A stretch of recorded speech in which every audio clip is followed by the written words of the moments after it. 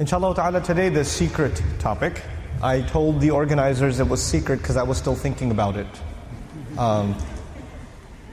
But the topic is actually something I've been thinking about for the last couple of months. And I feel that in the ummah, there are lots of different kinds of confusion.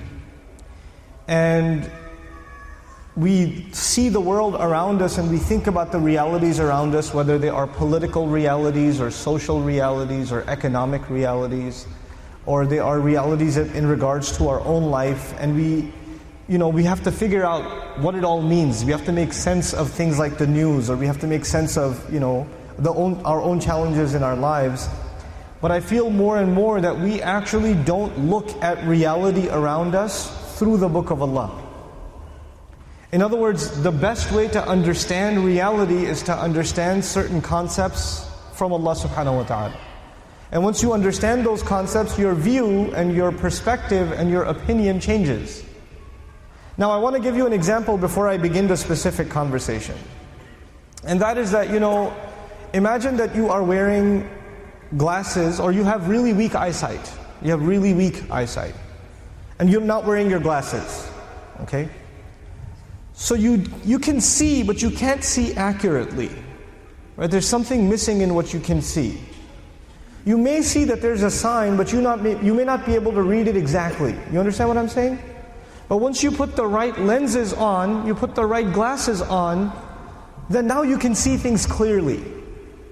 I want you to think of the Qur'an, and especially the Book of Allah, the Qur'an, as a kind of glasses. Once you put them on, once you start thinking through the Qur'an, reality becomes clear.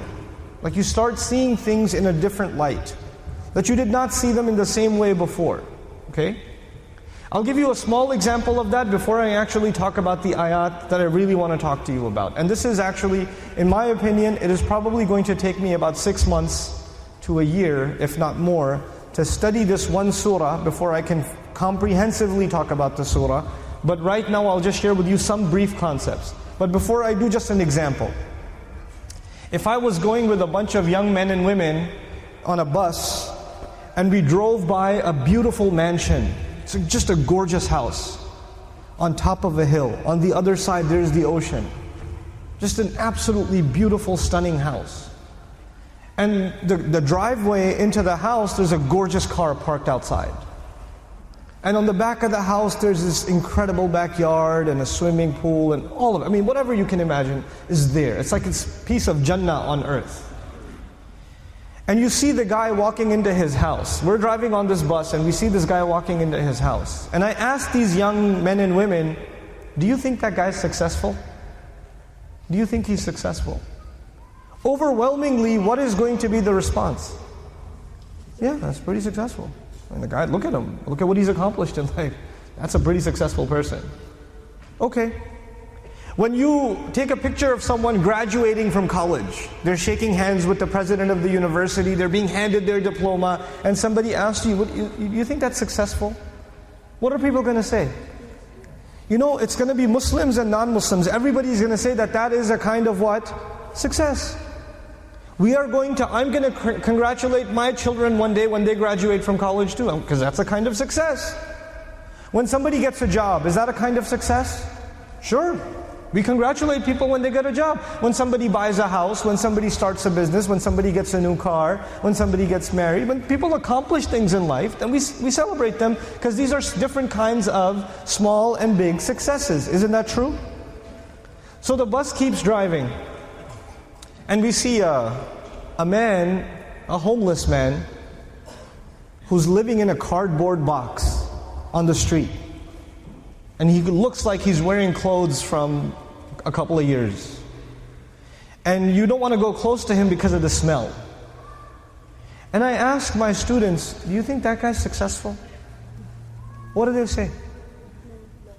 I say, he's not successful. Now imagine if I was riding in this bus, but in this bus there were not Muslim boys and girls, but there were Christian boys and girls, or Jewish boys and girls, or atheist boys and girls, or agnostic boys and girls, or Buddhist boys and girls. And I asked them the same exact question. Do you think their answers would be the same? Yep, their answers would be the same. That's the problem. The problem is the way we think about success and the way we think about failure.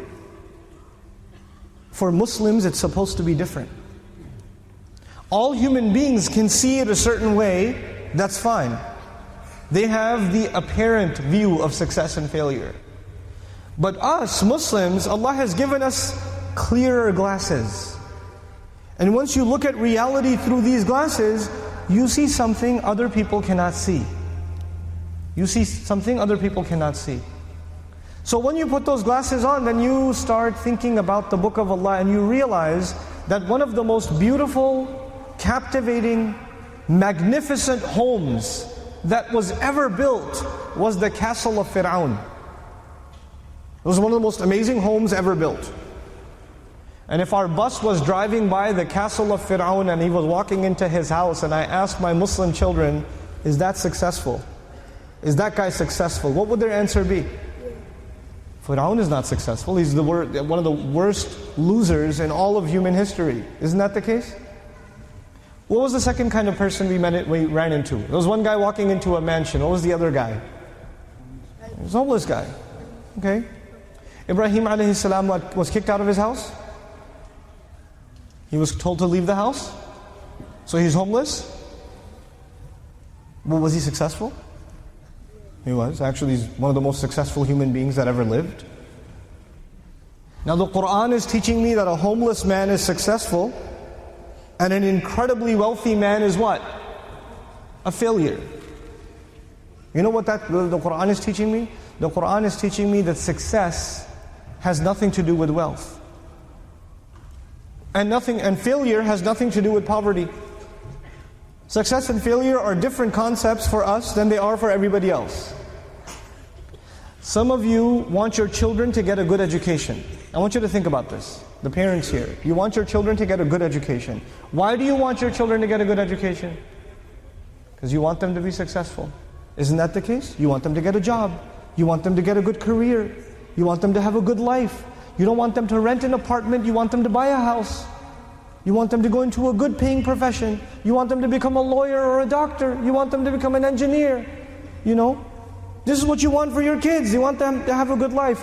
Now tell me, sometimes we send our children to school and we send them to a different country or we send them to a different state or a different city. And even before our children left our home to go to these schools, you already notice that they are starting to disobey you. They're becoming disobedient to you. They're becoming less and less and less mindful of their prayer. And you're thinking in the back of your head, maybe if they go to college in a different city, that things are going to get worse. They're going to become even more rebellious, even more independent, even more careless. But then you think to yourself, but if they don't go to college in a different city, they're not going to succeed. They're not going to succeed. So you know what most parents do? What decision they make? Let them go. Let them go. Then 4 years go by, and then I get the email. I get the email, my child doesn't talk to me. My child wants nothing to do with me. My child has run off and married a non-Muslim. My child tells me that he doesn't believe in Islam anymore, or whatever. That didn't happen overnight. That process began a long time ago. But you know what? Even the concerned Muslim parent, maybe they didn't think about success and failure for themselves and for their child clearly enough to make the right kinds of decisions. Because in their head, so long as they graduate from college, they must be what? Successful. The price was too high. The price was not just the tuition. That's not the only, you didn't just pay tuition. You paid the price of guidance in some cases. That's a too high a price to pay. There's a lot of serious things for us to think about as families when we make our decisions. So this was just an example to give you, just about the concept of success and failure, how the way we look at it from the lens of Iman, from the lens of the Qur'an, then our view changes. We can't think of it the same way as everybody else anymore. Now I want to come to you to the example that I've been thinking about for a while, and like I told you, 6 months to a year I still need before I really completely formulate my thoughts and my research on it. Rasulullah sallallahu alaihi wasallam so I'll give you a brief history, okay? So the Rasul ﷺ, we won the battle of Badr under his leadership. Then we had some serious losses in the incident at Uhud. There were 2 battles now between us and the mushrikun of Mecca. The Muslims are in Medina, they're in Mecca. We've clashed militarily 2 major times. The 3rd time the Quraysh say, we don't want this 50% chance we win, 50% chance we lose. We want 100% guarantee of winning. So what we're going to do is we're going to gather all of the tribes of Arabia and make sure we have all of their support, as many of them as we can get. We're going to go to each of them and say, listen, the Muslims are our enemy, but I tell you, if they become powerful, they will come after you. So if you want to stay the way things are, you should join us. Let's end this problem, because right now this is our problem, but if you don't help us and don't become the United Nations of Arabia, United Tribes of Arabia, this is going to become all of our problem. We have to eliminate the Islamic threat. We have to do that. So then they went to all the tribes and they said, you need to unite with us, and we all go together, and instead of waiting for a battlefield, we'll all march to Medina. And our army is going to be so big, because it's going to be made up of all the tribes, that we're going to walk into Medina and we will kill every man, woman and child of the Muslims. We'll get rid of all of them. We'll just finish the story. End the problem. Because it's becoming a serious problem. So a lot of tribes who used to be neutral, they did not hate Islam. They were not enemies of the Prophet ﷺ. But when they were given the story that this is a matter of national security, they became convinced and they said, fine, if it's a matter of protecting the way of our life and the way things are, we'll come with you. So now a huge legion, which is why it's called Al-Ahzab, different groups, huge legion of armies are coming, heading towards Medina. On the other hand, the Jews of Medina, who had made a peace treaty with the Muslims of Medina, made a secret treaty with the Yemeni tribes and some of the Christian tribes in the back of the Muslims, and said, listen, if the Muslims get attacked and we don't have enough forces, you guys can attack from the other side. You can take us out from you can take them out from the other side. So from this side the Quraysh will come and get them. From this side you can come and get them. They're going to be done. We'll help you from the inside. Now the Muslims have 3 enemies. One enemy coming from above, one enemy coming from below, and one enemy that is where? Inside. This is going to be over. This is it. Allah Azza wa Jal decided that He is going to, He describes this entire scenario in Surah Al-Ahzab. Okay, Surah number 33 is where this entire scene is painted. إِذْ جَاءُوكُم مِّن فَوْقِكُمْ وَمِنْ أَسْفَلَ مِنْكُمْ وَإِذْ زَاغَتِ الْأَبْصَارُ وَبَلَغَتِ الْقُلُوبُ الْحَنَاجِرَ وَتَظُنُّونَ بِاللَّهِ الظُّنُونَ هُنَالِكَ ابْتُلِيَ الْمُؤْمِنُونَ وَزُلْزِلُوا زِلْزَالًا شَدِيدًا. It's incredible ayat. When the armies were coming from above you and from below you, and when your eyes were wide open like this, you couldn't even blink your eyes, you were that scared, and your hearts were reaching into your throats, and you were thinking all kinds of thought. Then and there the Muslims were tested, and the earth beneath their feet was shaken. وَزُلْزِلُوا زِلْزَالًا شَدِيدًا. Oh, they were shaken all right. They were intensely shaken. Oof. That is the scene of the Battle of Ahzab. And then we know that the advice of Salman al-Farisi radiallahu ta'ala anhu was to dig a hole, dig a trench all around the city, so that their horses and their cavalry can't enter into the city. They'll fall into the ditch, but they won't be able to come up. And that is the only thing keeping the entire city alive. That is the only thing. Now we're in this crazy situation. Allah Azza wa Jal protected the Muslims anyway. And they are waiting outside, because the city does not have all of the food supplies and all of the rations inside. Eventually they're going to run out of food. Eventually they're going to run out of supplies. So they will have to surrender. Eventually. So the armies decided that we'll just wait outside the trench. Fine, we won't fight. We won't come into the trench, we'll just wait outside. After 5-6 weeks, the people inside will die anyway of starvation. Or they'll come out and surrender. So Allah Azza wa Jal sent, إِذْ أَرْسَلْنَا عَلَيْهِمْ رِيحًا وَجُنُودًا لَمْ تَرَوْهَا. We sent winds against them. Now imagine the army's camp. Guys, I want you to imagine this picture. There are soldiers, they've got whoa, where did that come from? Allah sent winds and somebody sent a balloon. Well, anyway, okay, so So you've got these tents. Armies, soldiers have tents. And how do they cook? They make a barbecue outside with a fire, right? They don't have microwaves back in the day. So they have to make a fire. And they're cooking their food or whatever. And a wind comes. And the pot tips over. And it sets fire to the tent. And when it sets fire to the tent, the horses go crazy and they run away.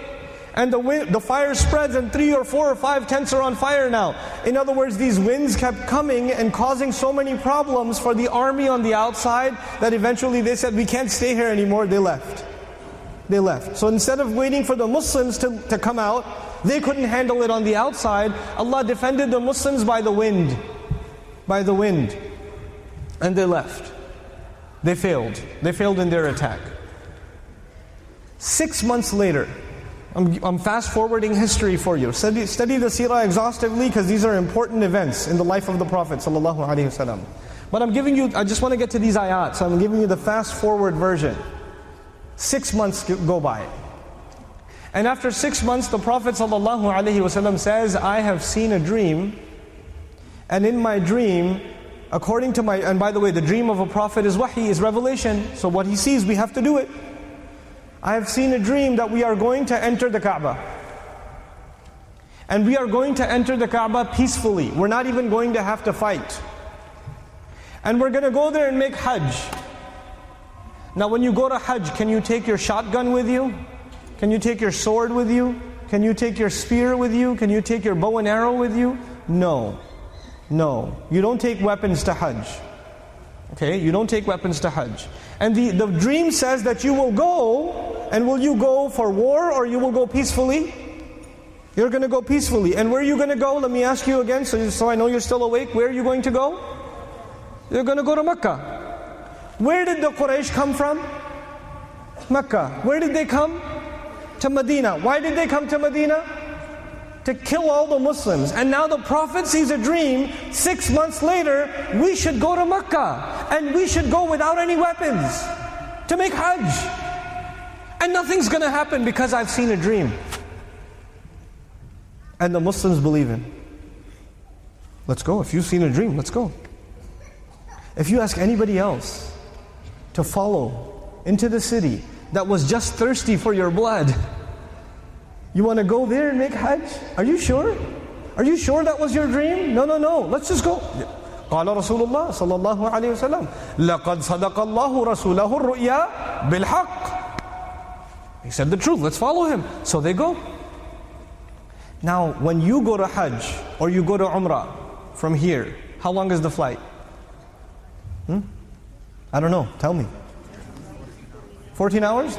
Allahu Akbar. Inna lillahi wa inna ilayhi raji'un. 14 hours. I'm sure their trip from Medina to Mecca must not have been 14 hours. It must have been less. Oh wait. They were walking. They're walking from Medina to what? Mecca. So it's going to take a few weeks, maybe even months before they get there. They're not like you, who go to the airport, then wait in the lounge for 2 hours, then go on the plane, which is air conditioned, with a TV screen in front of you, which helps you prepare for Hajj. Okay? And there you're sitting on the couch like, this is so uncomfortable, my back, you know. 14 hours, there's a 1 hour delay. Astaghfirullah. These guys are walking. Is there air conditioning? Is there any lounge, like a club lounge where you can get a snack? No. Is there anybody walking over and offering them headphones or a wet towel or? Is there snacks offered every few hours or? And the closer they get, the closer they're getting to their own death. I mean, if you think about it, who wants to kill them? The Meccans. And you're going into their city, you're going into the lion's den itself, without weapons, you're going to get killed. So they're walking with Rasul Sallallahu Alaihi Wasallam. They're going to Mecca. They get close enough, and there's an interesting story. You have to understand different sides of this story. Again, because I have to fast forward this for you, I have to skip parts. But the Quraysh found out that the Muslims are coming. So they, is there a fight back there? What happened? It's okay. No, it's not that interesting. If something interesting happens, I'll tell you. Okay. So what was I saying? Something about Islam? What was I saying? Remind me. The Quraysh. The Quraysh found out that the Muslims are coming. And they also found out that the Muslims are coming unarmed. They're not armed, they're coming unarmed. So they said, if they get too close, there's going to be a problem. Let's try to kill them before they get any close. So they sent Khalid ibn Walid radiallahu ta'ala anhu, because he had a fast battalion. Him and his men were fast. They were quick horsemen. To go and catch the Muslims quickly, maybe even around the area of Badr, quickly catch them and kill them. Kill all of them before they get close to Makkah. I'll tell you why they didn't want the Muslims to get close to Makkah. I'll tell you later. But you know, Rasulullah found out, because he had sent some scouts, he found out that Khalid is coming this way. So the Muslims went the other way. And they ended up in the place called Hudaybiyyah. They ended up in Hudaybiyyah. Now the thing is, let me tell you why the Quraysh didn't want them to get close. The Quraysh, what did they have all around the Kaaba? Do you know? What did they have all around the Kaaba? Idols. And each of these idols is from a different tribe. Okay, so they're not all idols for the Quraysh. Some idols are for the people of Ta'if, some idols for the people of somewhere else, you know, the Hudhalis or whoever else, right? Different tribes, all of their idols are sitting in Makkah. And why does everybody respect Makkah? Why does everybody respect the Quraysh? Because they hold the idols. And also because they take care of people who come and give and do the tawaf and do the hajj. And why do they have respect? Because if somebody comes unarmed to Makkah to do hajj, even if it's a hajj of shirk, even if they come for that, then the Makkans will take care of them or attack them? They'll take care of them. And that is the only reason all of Arabia respects Makkah. So if the Muslims are coming for Hajj and they are unarmed and the Quraysh attack them, then they will lose the respect of all of the Arabs. And all of the Arabs are already angry with Makkah because Makkah told them, Quraysh told them to leave their homes and come out and kill all the Muslims. But did they get to kill the Muslims? No. And is it cheap to gather an army or expensive? It's very expensive. So all the tribes spent a lot of money to come and try to attack the Muslims, but that failed. And now they've all gone back, and are they ready to listen to Makkah again, to Quraysh again? No, like you wasted our time and money. We went out there for nothing. We're not listening to you people again. And now the Muslims are coming, and if you try to kill the Muslims when they're making Hajj, it's not like the rest of the tribes like Makkah right now. So the Quraysh are like, if we attack the Muslims after they have reached the miqat, and if they've reached Hudaybiyyah, then all the Arabs are going to say, forget these Makkans, man. They cost us all this money, and now they're killing Hujjaj. Forget these people, let's kill them. So now the Quraysh cannot kill the Muslims. They're stuck. They're stuck. But the Muslims don't know that. The Muslims are just going and they think that the Quraysh might still what? Kill them. They stop at Hudaybiyyah. Rasulullah ﷺ sends somebody inside. He sent Uthman radiallahu anhu inside as an ambassador. We're coming to make Hajj, we're not going to fight. We're just coming to make Hajj, which is pretty amazing. You guys just tried to kill us and now we're going to walk into your house. So would you what's up? And we're going to go around your house, and we're going to walk back. You know what that is? That is spitting on the enemy's face and saying, what you going to do? Huh? What you going to do? So the Quraysh, they don't know what to do, but they arrest Uthman. They're panicking. They don't know what to do. What is he doing here? What do you mean they have an ambassador? What do you mean they're in Hudaybiyyah? Capture him, detain him, arrest him. And they arrest him, and the rumor spreads that they killed him. The rumor spread that the Quraysh have killed who? Uthman radiallahu anhu. Where's the Prophet ﷺ and all of the Muslims? Where are they? You tell me now. They're in Hudaybiyyah. So these Muslims are in Hudaybiyyah and they get the news, they get the rumor that Uthman has been killed. But the truth of it is Uthman has not been killed, he has only been what? Arrested. But when the Prophet hears that Uthman has been killed radiallahu anhu, he gets very upset. And he gathers all of the Muslims. And he asks them to take an oath of allegiance under a tree. He calls them and says, you have to pledge to me that we will take revenge for the murder of Uthman. We're going to go into Makkah and we're going to take revenge for what they did to Uthman. Now he's going to take this oath from the people who came for war or came for Hajj. So do they have weapons or no? No, they only have the knife, the small knife that they use to slaughter the animal. That's all they got. They have no shields, they have no bow and arrow, they have no spears, and they're going to go inside the most heavily armed weapons depot city in all of Arabia, and that is Makkah. They're going to go inside Makkah to take revenge for Uthman. And Rasulullah says, I need you to pledge to me that you will be loyal to me and you're going to go. Because we have to seek revenge for Uthman. Did the Muslims agree? They agree. All the Muslims who agree, are they also now, they also know, what are the chances? Are we going to win or are we going to get killed? So we're ready to be killed. We're ready to die. Now, I want you to understand something. Actually, no, not yet. I'll tell you later. I'll tell you later. Now the Muslims are ready to go kill. And when the Quraysh find out the Muslims are ready to go into war, they say, no, we didn't kill Uthman, we just arrested him, you can have him back. Take him back. Calm down. Now the Muslims were already ready to fight, but then they what? They calmed down. Then they said, okay, let us come make Hajj. No, you can't make Hajj. You can't make Hajj. Let's make a treaty. This is called the Treaty of what? Hudaybiyyah, Sulh Hudaybiyyah. Let's make a treaty. And if you know anything about this treaty, you know that all of the terms in this treaty go against the Muslims. Every one of them goes against the Muslims, and every one of them is in the favor of the Quraysh. So they give this treaty to the Prophet ﷺ. This is the treaty. What do you say? And the Prophet ﷺ signs it or doesn't sign it? He signs it. He signs it. And that means that you will not make Hajj this year, you can come back next year. You don't make Hajj this year, you can come back next year. Now let me tell you something. If you paid for your Hajj package, and you flew to Medina, and when you got to the airport in Medina, after a 14-hour flight and a couple of halal McDonald's, when you got to the passport office, the guy looks at you and says, come back next year. Go. What are you going to do? What are you talking about, mate?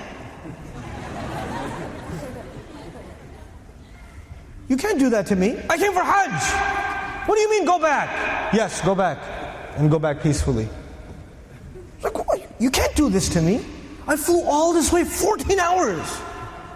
I paid for my ticket. I got the visa. I got the approval. I have the Hajj package. No, go back. Where did these people come from? They came from Medina. Muslims came from Medina. Did they fly over to Makkah? Did they walk over to Makkah? They walked over to Makkah. Are they hoping to make Hajj? Yes. And when they finally get there, Rasulullah says, he signs the paper and says what? Okay everyone, let's walk back to Medina. Now I want you to understand, human beings have emotions. We're all human beings. Sahaba are human beings too. Human beings have emotions. And it is very hard sometimes to control our emotions. And sometimes when our emotions get out of control, we become chaotic. We become chaotic. You know, when a large group of people become very angry, there can be a riot. Isn't that true? Because of their emotions, there can be chaos. Isn't that what happens? Is everything okay? Did I do something? No? Okay. Alright, you were trying to do some kind of sneak attack, but I caught you. Now you have to reset the game and start over again. It's like a video game. I gotta, from last checkpoint. Anyway, what was I talking about? Islam or something? What was I talking about? Emotions. Now let's go back to this story a little bit. I haven't made my point yet. I'm just telling you a story right now. I haven't made my point yet. I'm going to make my point soon. Very soon. Be very patient. Okay. Rasulullah 6 months ago, along with all of the Muslims, almost got killed. Yes? Which emotion was there when we were almost killed? Fear. Extreme fear. Yes? Okay. Every man, woman and child. That fear is described in Surah Al-Ahzab. We were in a state of fear. Okay. 6 months later, the Prophet ﷺ says, I have seen a dream, we're going to go where? Makkah. Now there's concern. Really? Are we going to go to Makkah? Maybe even doubt. But no, he said it, we should go. We should go. And now there may even be more fear, because that time the murderers came to us, now we are going to the murderers. The killers came to us, now we're going to the killers. So there may even be even more fear. Then they finally make it to Hudaybiyyah. When they get to Hudaybiyyah, there is hope. Because now we cannot be attacked, so there is hope that we will do what? We'll do Hajj. By the way, is going to Hajj cheap? You have to spend a lot of time, and you have to spend a lot of money. You have to spend a lot of time and a lot of money. It's not cheap even for the Sahaba to go to Hajj. It's not cheap. So now they're full of hope. Then the news comes that Uthman radiallahu anhu has been killed, and the Muslims are full of what? Anger. Then they take an oath that we will take revenge, and they are full of courage and excitement. You know, before the war begins, before the general says, attack! But before he does that, what are the soldiers doing? You know, like the guy in the boxing match before ding ding ding, or before a UFC fight. Okay, don't pull each other's ears, don't bite each other. Go. But before he does go, what are people doing? What are those two guys doing? You know? You're filled with aggressiveness, right? Is that a calm emotion or an intense emotion?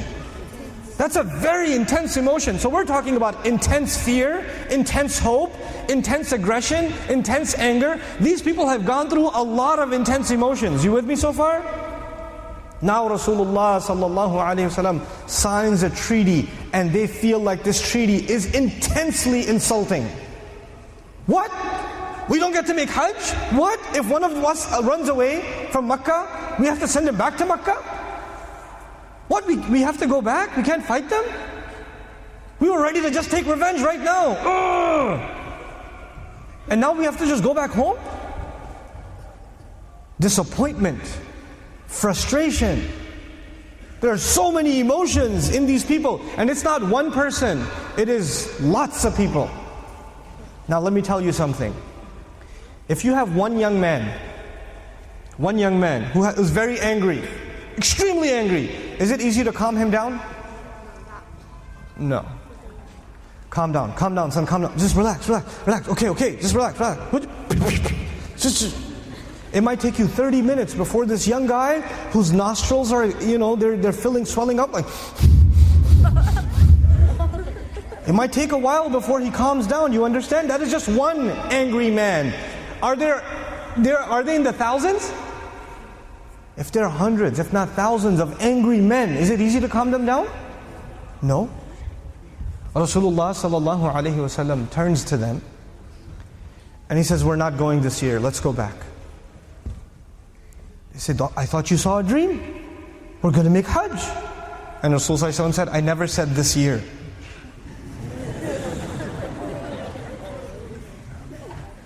What do you mean you never said this year? If it wasn't this year, why did we come here? But they didn't say anything. And Rasulullah ﷺ said, everybody take your ihram off. Because once you put the ihram on, you have made the intention for Hajj. And Rasulullah ﷺ says, everybody take your ihram off. They don't take it off. They don't take it off. Why not? You tell me now, why not? One angry man's emotions are hard to control. A huge mob of angry men is impossible. It is impossible. If all of you were angry at me and I said, calm down, I would be dead. It's over. I cannot. You're going to kill me. You understand that? You cannot control a mob. It's impossible. It's absolutely impossible. You know, when there's chaos in sometimes you see on the news there's a group of people and somebody fires a gun in the air. And the whole crowd, what happens to it? Everybody goes in different directions and they're running over each other and there's chaos. And if somebody's saying, everybody stop! Do they stop? No. You can't control them anymore. Their emotions are too high. Now Rasulullah ﷺ comes back into his tent and he's shocked because this is the first time he has not heard Sami'na wa ata'na. This is the first time.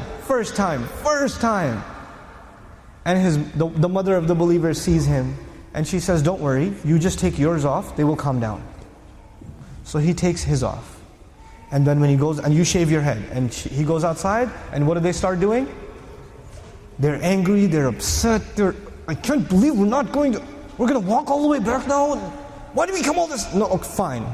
We'll just take it all off. We'll take the ihram off, we're going back home. Now, this was a pretty important incident.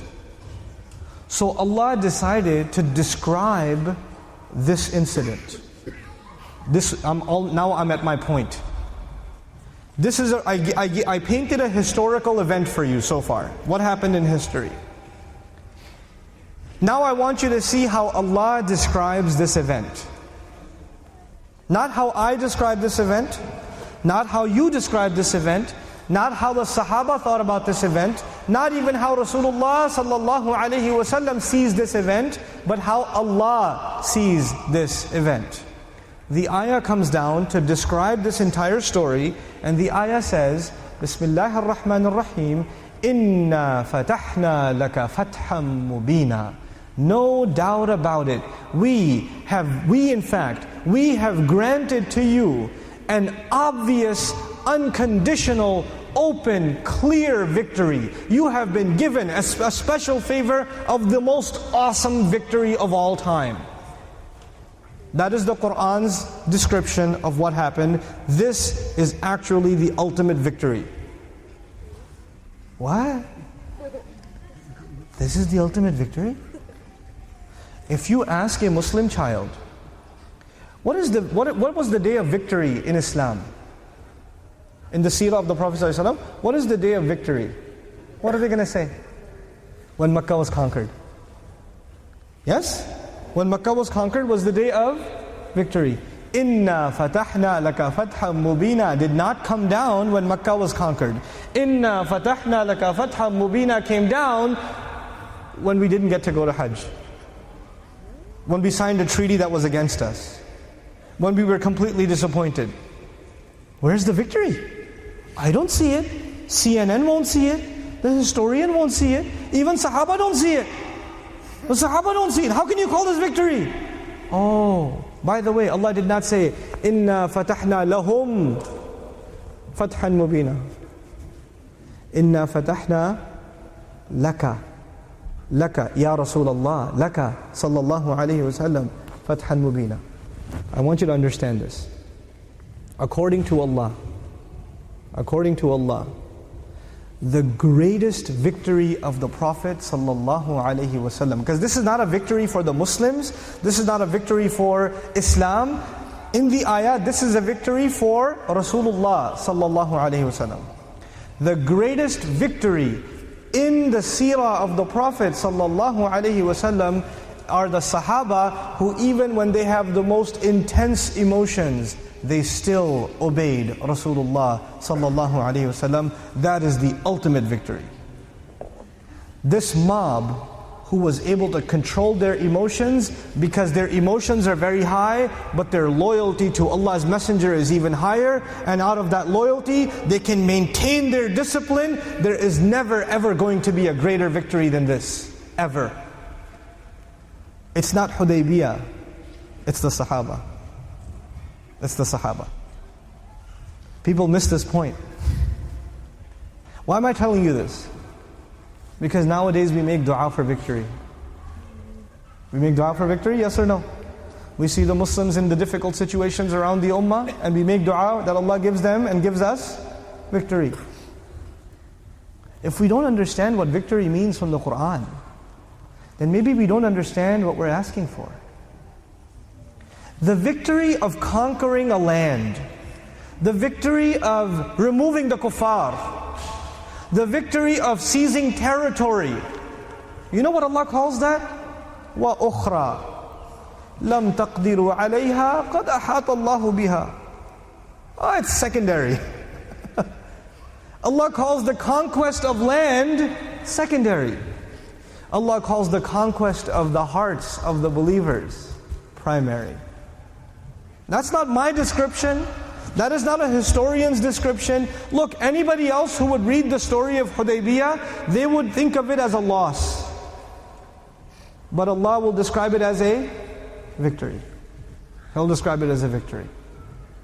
The one thing I want you to think about here, and inshallah I'll give you the secondary benefit too before I close, but just this first ayah, if I talked about the second ayah, we'd be here till Fajr, and I got a flight to catch, so we can't do that. But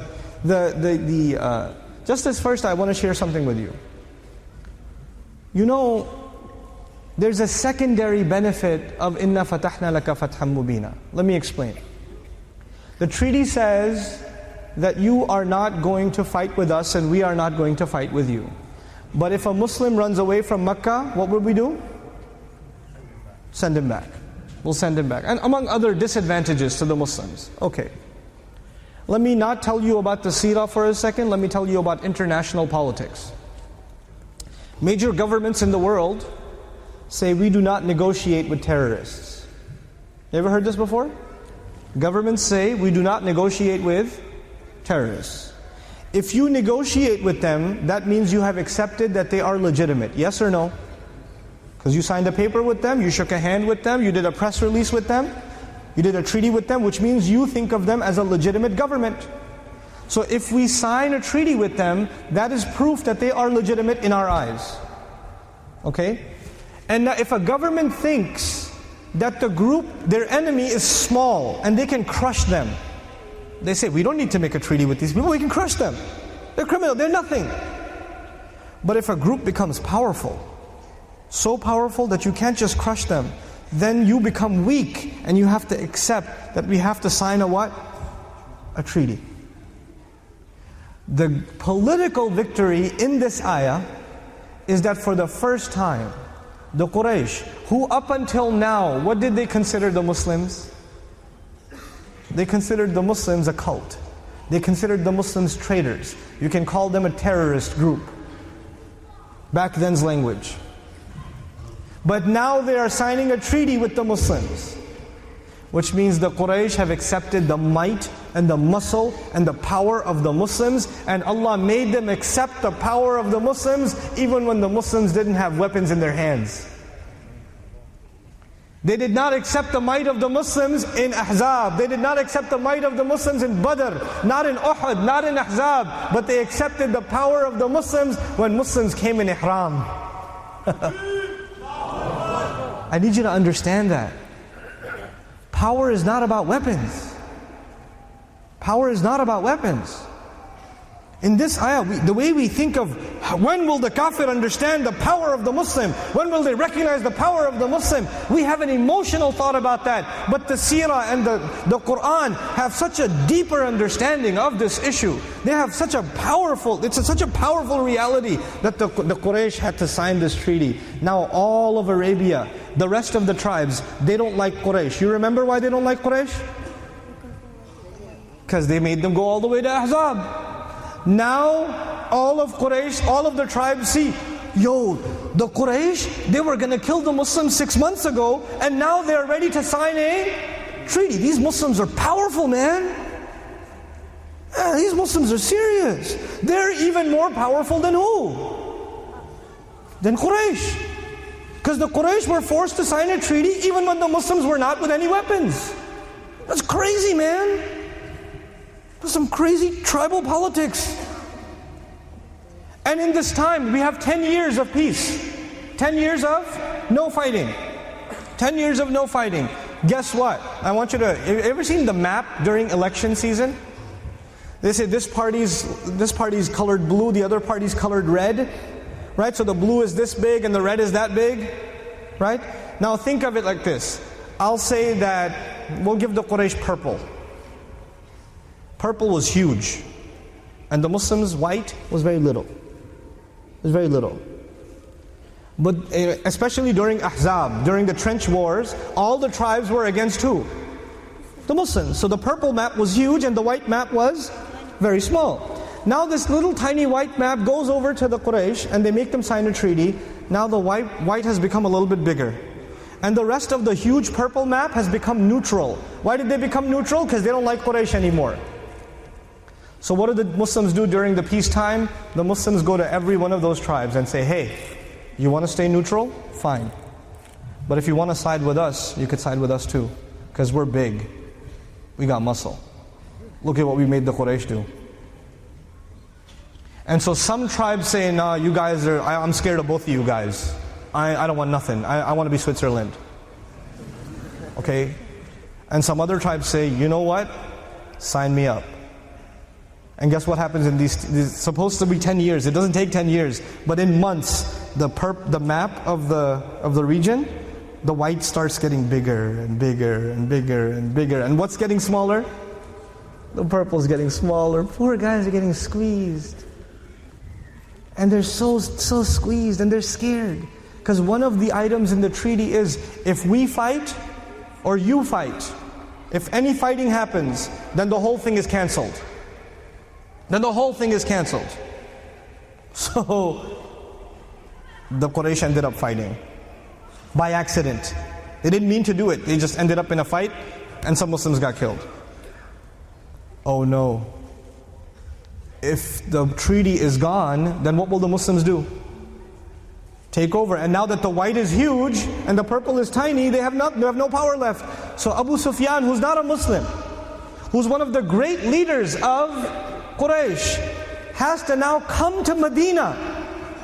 He has to come to Medina. Imagine, they used to consider them insects. They considered them nothing. Now they have to come to Medina, and he has to go make a meeting with Rasulullah ﷺ. So he goes to the house of Rasulullah ﷺ. And by the way, his daughter is married to Rasulullah ﷺ. So he goes into the house, he sees his daughter, he goes inside, he's about to sit down. She says, Dad, wait a second. And she rolls up the mat. Now you can sit on the floor. And he says, excuse me? Am I too good for this mat? Or is this mat too good for me? She says, well actually that's the Rasul's mat, it's too good for you. Dang. Now he's already been told, well what is he going to negotiate now? His own daughter just kind of put him in his place. You know, and this is, you don't treat an ambassador like that. Imagine an ambassador comes to your government. It comes to the Parliament House, and they say, you're about to sit on a chair? They move the chair. Please sit on the floor. That's insult, isn't it? That means this ambassador has no respect with us. You are nothing to us now. You used to think we are nothing, now we think you are nothing. So he has no room to negotiate. He's begging and pleading, please don't attack us, please, sorry we made a mistake. I know the treaty is cancelled, but can you please renew the treaty? Please, please, please, please. And the Muslims say what? No. And we go and we make Hajj and we make it peacefully. We don't take weapons. We just go make Hajj. And we conquer Makkah without a single weapon. We just conquer Makkah. But all of that happened the day the Muslims were frustrated and they couldn't fight and their anger was high and they said, come on, let's get the revenge for Uthman. And they said, come on, let's just make Hajj. Come on, we're right there with the enemy. Allah is with us, let's just go fight them. Why are we accepting these insulting negotiations against the kuffar? We should take the kuffar on. Allah is with us, the angels are with us. Let's do this right now. That is the time where Allah would calm them down and they would listen to Rasulullah sallallahu alaihi wasallam and they would learn to back off. Because just within that year, you won't have to pick up any arms. You're just going to walk right in. And that all of that began with the first domino that fell was Hudaybiyyah, the Treaty of Hudaybiyyah. And Allah sums all of that up with one ayah, Inna fatahna laka Fathan Mubeena. We have given you, clearly, for you we have given a special kind of victory. We have given a special kind of victory. Wallahi, I tell you something. In Arabic, Inna fatahna fathan mubeenan laka is expected. The jar majroor is supposed to be at the end, the grammar. When you make it muqaddam, it actually becomes mukhtas. Which means, especially for you, we have given a clear victory. You know what that means? This is the last few comments I have for you. These are just, again, this is not the full lecture on this subject. These are just the thoughts I have thus far. Inshallah ta'ala, make dua, I'm able to complete this study and do something comprehensive. Because personally, I believe Muslims need to understand Surah Al-Fath very, very clearly, because this is the surah of victory. And I personally believe there's a lot of confusion among us what victory means. Is salat time already or? حان وقت الصلاة لدينا وقت. Okay. So one last thing about إِنَّا فَتَحْنَا لَكَ فَتْحًا مُبِينًا. How do countries win in wars? By bombing, by killing, by war, by overpowering the forces, by sending tanks into the city. Isn't that how they win wars? And even when they take over, if a military takes over a country, does that necessarily mean that the people that live inside that country have given up? Has it happened in the world today that there's a military from another country, it takes over, it's invaded, but the people have not accepted it? Does that happen? So you cannot call that a clear victory. It's a military victory, but it's not a victory of the hearts of the people. It's not even a complete military victory. It's not a victory in every sense of the word. It's maybe just a victory against the army, but not a victory against the people. It's not in every sense of the word. You understand? So it's very difficult to say in wars that a victory is absolutely clear. You get me? In the Fath of Makkah, Allah says, إِنَّا فَتَحْنَا لَكَ فَتْحًا, not just fathan. إِنَّا فَتَحْنَا لَكَ فَتْحًا مُبِينًا. It's going to be clear. The clearest victory in human history is the victory given to Rasulullah sallallahu alaihi wasallam, and that victory wasn't even the result of war. It wasn't even the result of war. It was the result of strategy. It was the result of patience. It was more important than anything else, it was the result of discipline. It was the result of discipline. The Sahaba are the ultimate victory. Not because they go in the battlefield, because they obey the Messenger sallallahu alaihi wasallam unconditionally. When he tells them to put the ihram on, they put the ihram on. When he takes it off, they take it off. When they walk to Makkah, they walk to Makkah. When they have to walk back, they'll walk back. No complaints. No complaints. We want victory. Allah is telling us the prerequisites. We have to have discipline. We have to have control over our emotions. We cannot be mobs, angry mobs that can't think clearly. We have to be people that understand the definition of victory from Allah's book. We have to become these thoughtful people. The ummah today, the last thing you find in us is discipline. It's so sad. The last thing you see in us is discipline.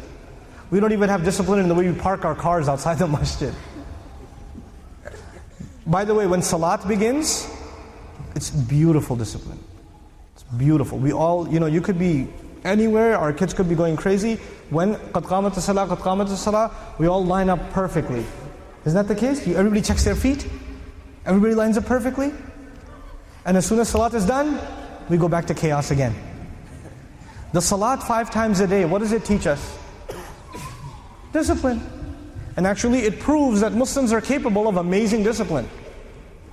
You cannot find any other religion that just a simple call is made. Allahu Akbar, ashhadu an la ilaha illallah, ashhadu anna Muhammadan Rasulullah, hayya ala salah, hayya ala falah, qad qamat, and all the conversations will stop, all the cell phones will turn off, everything will go dark, everybody will stop playing, everybody will stop sitting down, everybody will stand up, perfectly line up like an army. Even though they don't know each other, they never trained together, they don't even know what general is who's leading a prayer, they don't know nothing, but they will line up immediately. That is impossible anywhere else other than this religion. We are a people of discipline, but unfortunately outside of salah, what we learn in salah needs to now come outside of salah. We need to become disciplined people. These are some thoughts that I wanted to share with you, especially with the younger generation here, just to illustrate that there's a lot to think about in Allah's book. There's a lot to reflect in this deen. A lot to understand, a lot to grasp. And if we begin to become people who deeply, truly understand the Book of Allah, then we will be in a better position to act on the Book of Allah. If you want to act on the Book of Allah, you first have to understand the Book of Allah. If you don't have a good understanding, you're not going to have a good action. You're not going to have good implementation of Allah's book. And this book is not like a magazine. It's not like an article or a blog. You can't just read it just like this and I get it. أَفَلَا يَتَدَبَّرُونَ الْقُرْآنِ. Don't they reflect deeply on the Qur'an? Every ayah you have to think about it. You have to ponder over it. You have to study it. You have to dive in like you're diving into an ocean. And then you will get the wisdom that you can act on. You can't just casually browse through it. It's not a casual read. You can't skim through the Qur'an to get its treasure. You understand that?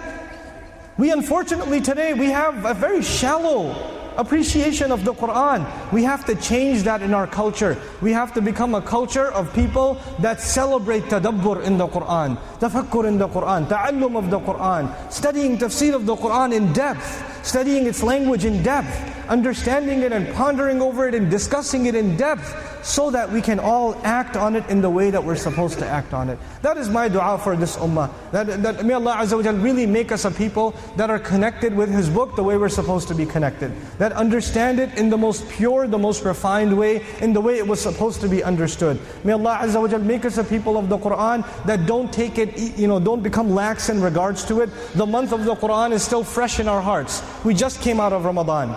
But don't let it dry up so easily. Study Allah's book, guys. Study Allah's book. You spend your nights discussing world politics and nothing has changed. How about you spend your nights memorizing a surah or two? How about you spend your nights studying the book of Allah a little bit more? If the world won't change, at least you will change. At least you will change. And wallahi, when you change, then the world changes. Until you don't change, the world will not change. The world will not change. The Sahaba were the ultimate change. They brought an amazing transformation within themselves by Allah's book.